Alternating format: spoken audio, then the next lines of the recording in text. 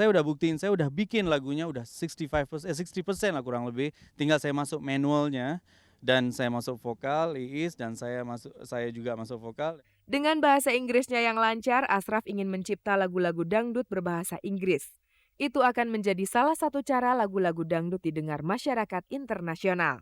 Ya, kebetulan aku tuh udah lama banget kepengen bikin album dangdut dalam bahasa Inggris memang, karena yang seperti Ashraf bilang, walaupun bahasa musik itu sebetulnya bahasa universal, tapi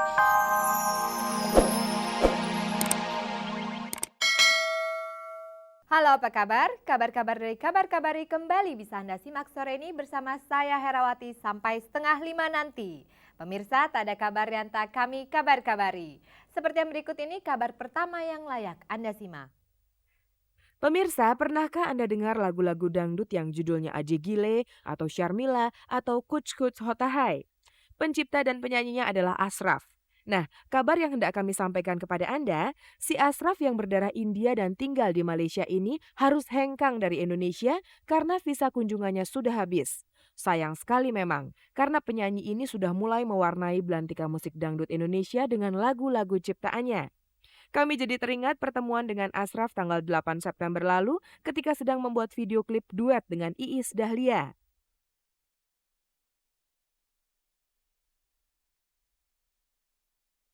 Ashraf dan Iis Dahlia adalah teman lama. Setidaknya sebelum ini mereka pernah bekerja sama dan akan dilanjutkan di masa mendatang. Saya udah siap 2 lagu yang saya cipta sendiri, 2 lagu Inggris ya, tapi dangdut. Dan yang satu judulnya most probably ya, saya nggak begitu pasti karena belum siap sepenuhnya. Yang saya kasih judul I Love You. Dan satu lagi Dangdut Dance. Sebenarnya album Iis ini. Uh, Iya, saya nyanyi duet satu lagu karena ciptaan saya dan kami ini pasangan serasi dong. Sama-sama panjang hidung. Jadi saya nyanyi satu lagu duet, satu lagu saya backing vokal untuk Iis. Lah, tapi lagu solonya dan untuk album Inggris Dangdut Iis yang pertama. Mudah-mudahan saya doain go international. Saya bisa ikut di belakang. Amin. Ashraf dan Iis Dahlia serta mimpi mereka untuk membawa musik dangdut ke belantika internasional. Tapi pada hari Jumat pekan lalu, Ashraf sudah meninggalkan Indonesia karena dideportasi oleh pihak imigrasi. Menurut Kahumas Direktorat Jenderal Imigrasi, Ashraf yang nama aslinya Mukhtarudin harus dideportasi karena melanggar Undang-Undang Nomor 9 Tahun 92 tentang keimigrasian dan namanya dimasukkan dalam daftar penangkalan. Ia melanggar undang-undang karena visanya yang berstatus kunjungan sosial budaya disalahgunakan untuk bekerja di Indonesia. Melihat kenyataan yang dihadapi Ashraf sekarang, lagi-lagi kami jadi teringat pada wawancara dengannya tanggal 8 September lalu. Waktu itu ia masih merasa aman berada di Indonesia. Dan katanya dengan mantap, ia punya cita-cita membawa musik dangdut go internasional. Selama ini saya banyak dengar dangdut go international since I'm in Malaysia. Saya udah dengar ini. Tapi tidak ada siapa-siapa yang buat gitu ya. Tidak ada bukti dan tidak ada kenyataannya gitu ya. Kenapa enggak saya gitu? Saya pikir lebih baik kita buat sebelum kita ngomong. Dan saya udah buktiin, saya udah bikin lagunya udah 60% lah kurang lebih. Tinggal saya masuk manualnya dan saya masuk vokal, Iis dan saya juga masuk vokal. Dengan bahasa Inggrisnya yang lancar, Ashraf ingin mencipta lagu-lagu dangdut berbahasa Inggris. Itu akan menjadi salah satu cara lagu-lagu dangdut didengar masyarakat internasional. ya kebetulan aku tuh udah lama banget kepengen bikin album dangdut dalam bahasa Inggris memang, karena yang seperti Ashraf bilang, walaupun bahasa musik itu sebetulnya bahasa universal, tapi kalau bahasanya Inggris mungkin mereka lebih mengerti. Kebetulan Ashraf kan orang Malaysia, bahasa Inggrisnya bagus gitu, jadi aku pikir ya udah, dan dia pencipta lagu gitu kan, jadi aku pikir ya udah Ashraf aja dulu yang bikin the first. Hi, I wanna hold you, love is forever, love, la la la la la, oh.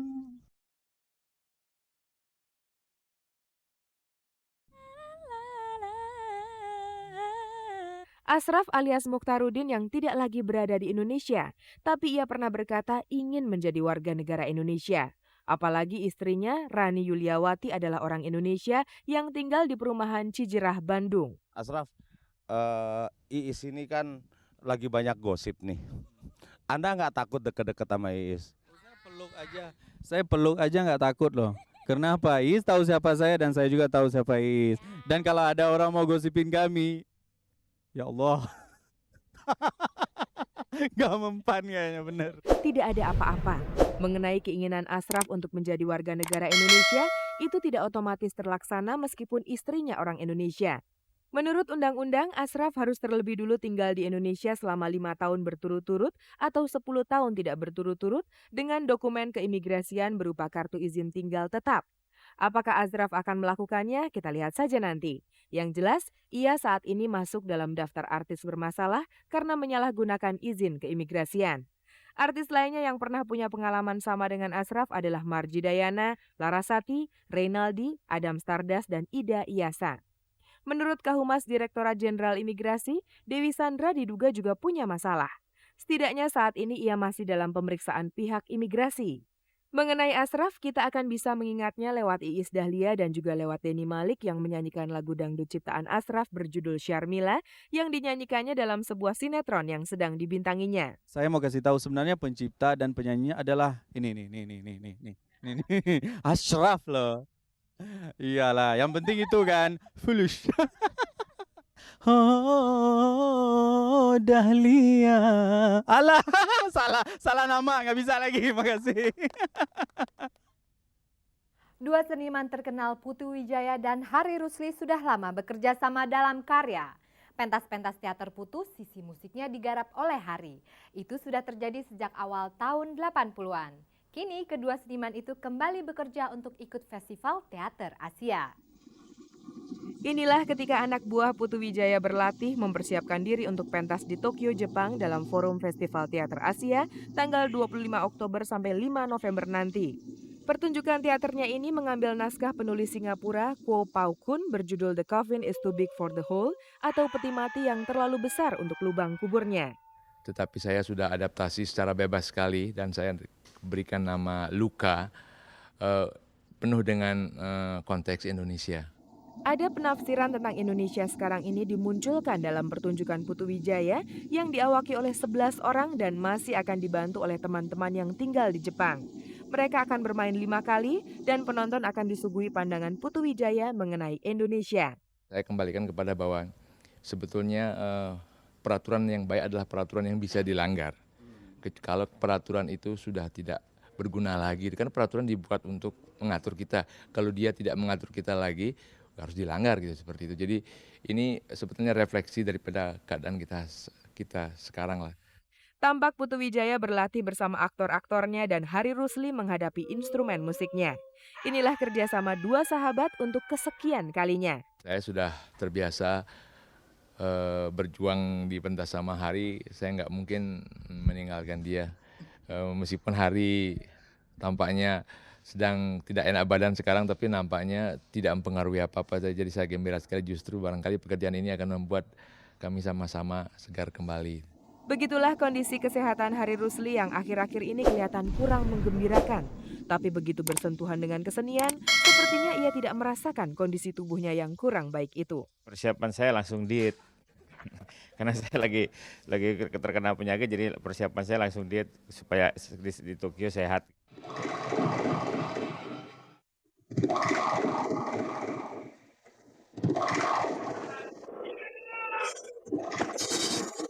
Seorang raja bersentuhan dengan musik pop. Itulah yang dilakukan oleh Sultan Hamengkubuwono X ketika menerima Sheila on 7.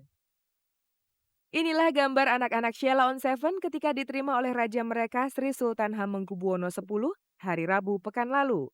Sebagian dari kelima anak-anak Sheila on 7 ini hanya memakai t-shirt dan sepatu kets. Tapi tidak masalah. Raja yang juga gubernur daerah istimewa Yogyakarta ini dikenal sebagai seorang demokrat yang jauh dari nilai-nilai feodal. Maka mereka pun sama-sama santai. Sambil menghisap cerutu, Sri Sultan memberikan wejangan kepada anak-anak Sheila on 7 yang didampingi Sabto Raharjo, seniman musik Jogja. Sri Sultan memberikan pandangannya bahwa hidup ini berisi pilihan-pilihan. Anak-anak Sheila on Seven yang semuanya berKTP Yogyakarta, tapi sejak 2 tahun belakangan ini merajai belantika musik pop Indonesia, menurut Sri Sultan pada akhirnya harus memilih kuliah atau karir musik. Tidak mungkin dua-duanya berhasil sama baiknya. Kalau Sheila on Seven hendak mempertahankan suksesnya, mereka harus konsentrasi penuh pada musik.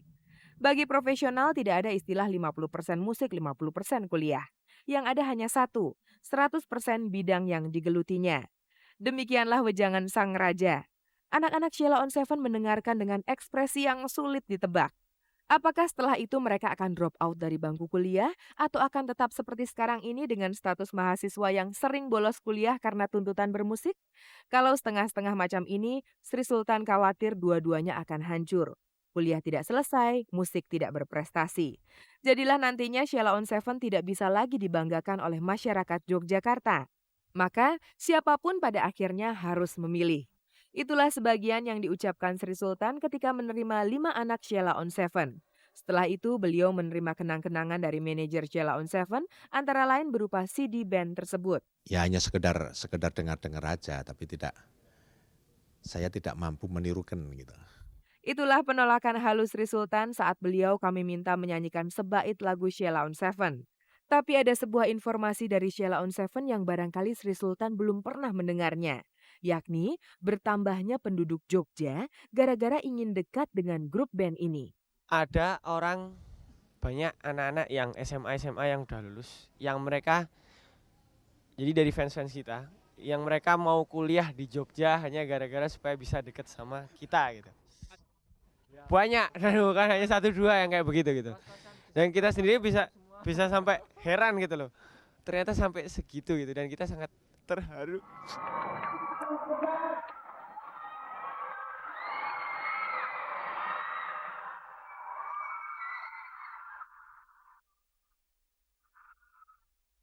Alford, ia seorang pesulap yang mulai dikenal luas. Lebih lanjut mengenai dia, inilah tayangannya. Inilah Alford, pesulap berusia 25 tahun asal Bandung yang pertunjukannya mulai dikenal banyak orang.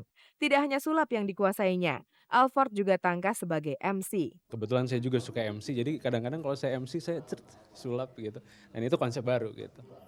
Dan ya karena saya hobi ya, apa salahnya gitu. Saya hobi sulap, saya profesi suka jadi MC juga, apa salahnya saya gabung gitu. Dan ya jadilah seperti ini. Berbeda dengan Deddy Corbuzier yang rambutnya aneh dan selalu berpakaian hitam-hitam, Alford tampak sangat santai dengan pakaian yang mengikuti tren anak muda. Kebanyakan kalau image pesulap itu ya, yang jas hitam pakai topi, bulu-bulu gitulah, rapi gitu. Nah, sedangkan manusia dan masyarakat kan itu luas sekali, ada anak muda dan lain sebagainya. Dan karena saya masih muda, ya gue coba masuk di jenis sulap yang itu gitu, nyesuaiin diri gitu. Dan ya gue juga pengen ngerubah image bahwa sulap itu nggak selamanya harus hitam, harus gelap gitu, terang, warna orange, warna apalah oke gitu. Perbedaan lain Alford dan Deddy Corbuzier adalah Alford seorang ilusionis, sedangkan Deddy seorang mentalis. Kalau ilusionis itu macam-macam bagiannya, nanti ada menghilangkan, menciptakan, menghilangkan sesuatu, menciptakan sesuatu, memindahkan sesuatu, hilang di sini pindah ke tempat lain gitu. Kalau mental dan main game seperti yang Deddy lakukan ya itu lebih banyak main pikiran, membaca pikiran orang, telepati, ya itu lebih banyak masuk ke main game. Kalau ilusi ya itu, atau alat-alat besar gitu, membebaskan diri, waktu itu saya pernah di Borgol gitu. Nah itu masuk ke ilusi. Contoh sulap ilusi adalah ini. Ada rokok nggak? Rokok. Oke.